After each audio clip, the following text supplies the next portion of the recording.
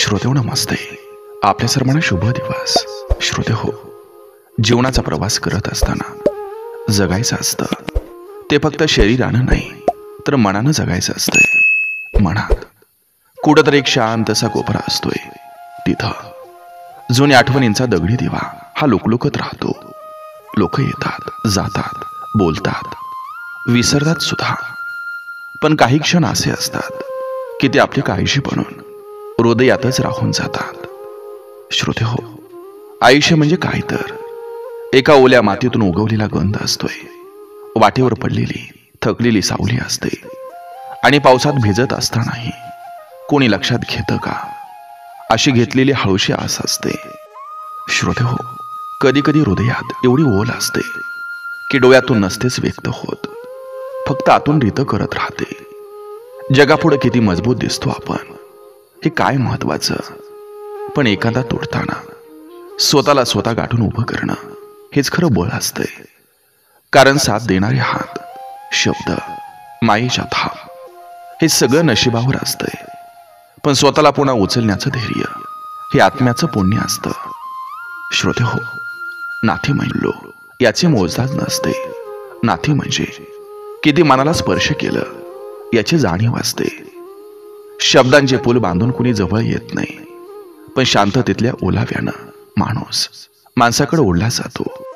श्रोते हो, आपल्याला भेटणारी काही माणसं सावलीसारखे असतात, उन्हापासून वाचवणारी, तर काही माणसं भिंतीसारखे असतात, वाट अडवणारी. पण काही थेंब बनून अंगावर कोसळतात आणि मनाच्या मातीला पुन्हा हिरवं करतात. श्रोते हो, जगण्याचं खरं सौंदर्य हे दाखवण्यात नसतंय, ते जाणवण्यात असतं.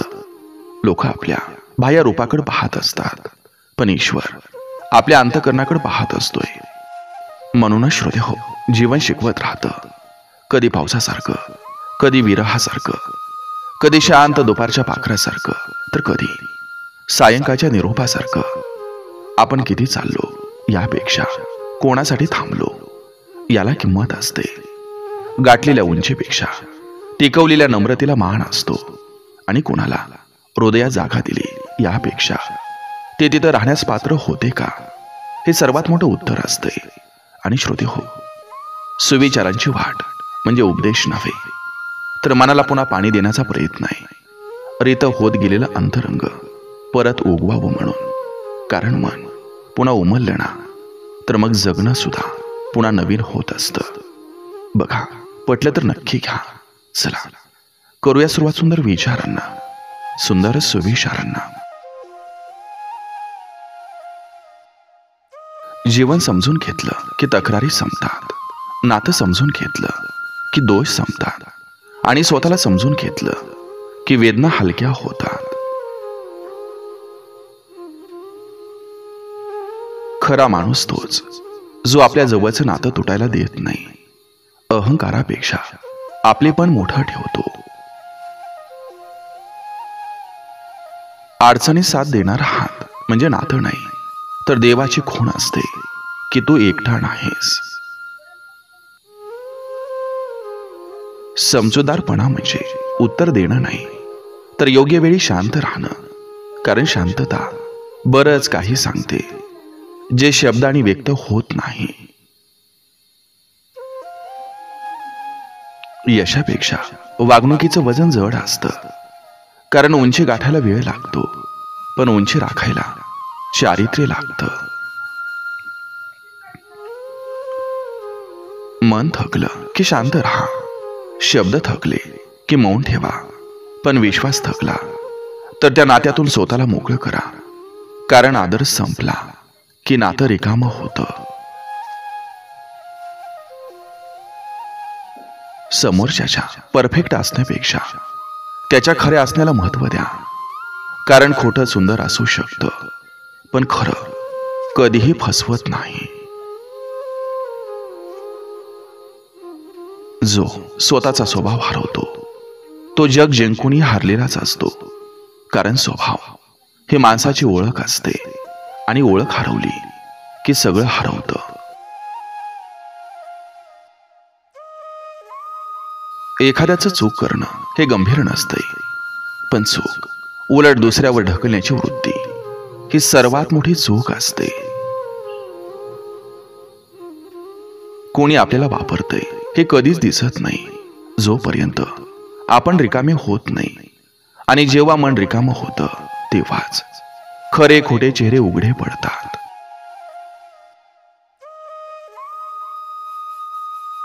नात्यातली शांतता ही कधी कधी प्रेमाचा उच्चतम स्तर असतो.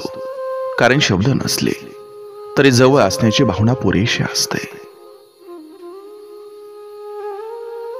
यश तेव्हाच गोड लागतं जेव्हा अपयशाचा कडूपणा अनुभवलेला असतो.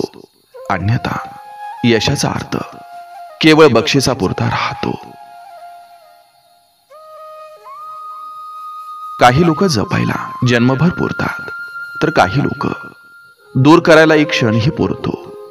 वेदना क्षणात होते पण ते क्षण विसरायला वर्ष लागतात.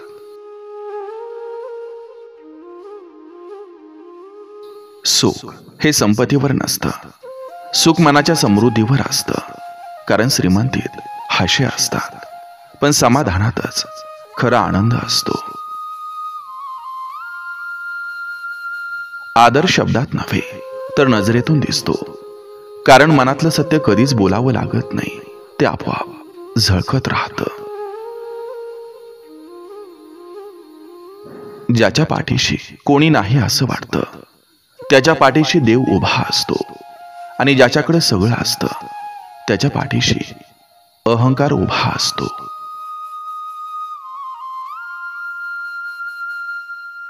आपल्या आयुष्यात येणारा प्रत्येक माणूस शिकवतो.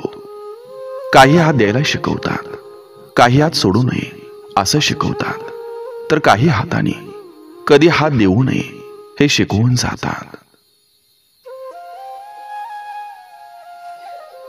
निराशा म्हणजे शेवट नसतो, ती केवळ वेदनेची घंटा असते की थांब, अजून पुढे वाढायला वेळ आहे. एकांतात बसताना जेव्हा स्वतःशी बोलता येतं तिथंच माणूस स्वतःला सर्वात खरी ओळख देतो. कारण गर्दीत आपण चेहरा दाखवतो आणि एकांतात आपण हृदय. नातं हे शब्दांनी टिकत नाही, ते मनातल्या प्रामाणिकपणानं टिकतं. कारण फसवणूक नेहमी शब्दात होते पण सत्य नेहमी वागण्यात दिसतं.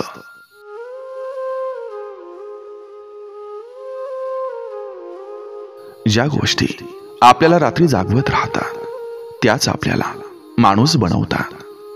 कारण दुःखातून माणूस तुटत नसतो तर परिपक्व होत जातो. जीवनात आपल्याकडून चुकाही होतात आणि चुकलेल्या गोष्टी सुधारण्यासाठी वेळही लागतो. पण जे स्वतःला बदलायला धसावतात तेच खरे धैर्य राखतात. खरं प्रेम म्हणजे धडकणात वादळ नव्हे तर मनातली शांत सकाळ. स्वतःसाठी नव्हे तर समोरच्याच्या समाधानासाठी शांत राहण्याची तयारी म्हणजेच प्रेम.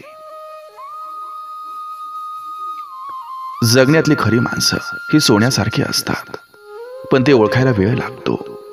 कारण सोनंही पहिल्याच नजरेत चमकत नाही, वेतळल्यावरच त्याची किंमत कळते.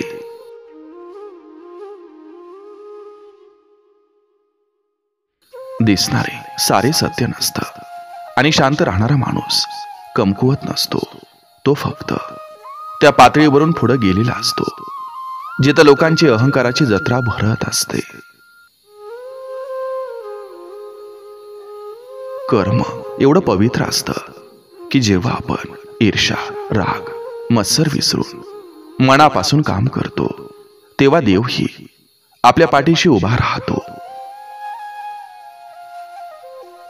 माणूस मोठा पदानं होत नाही, मोठा होतो तो आपल्या मनानं.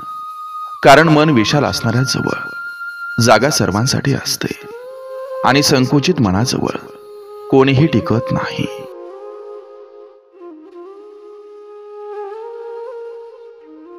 जिथं प्रेम असतं तिथं तक्रारी असतात, जिथं आपलेपणा असतो तिथं भांडणंही असतात.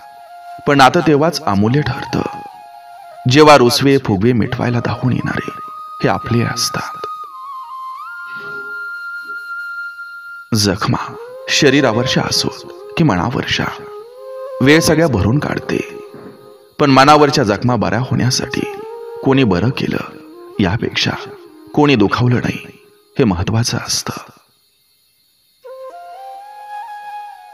कधी कधी आपण ज्या माणसासाठी सर्वस्व ओतून प्रेम करतो त्यालाच आपली किंमत कमी वाटू लागते.